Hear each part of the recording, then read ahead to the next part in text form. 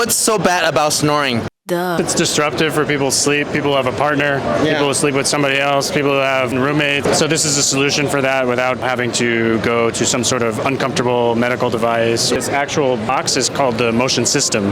This holds all the electronics, the air pump, the microphone. These are all the things that it needs to inflate the memory foam pillow. I'm thinking to give it to my parents. Should I just like buy one and swap it with their pillow and then just don't tell them? I don't think they would feel the difference, really. It's supposed to not wake you up.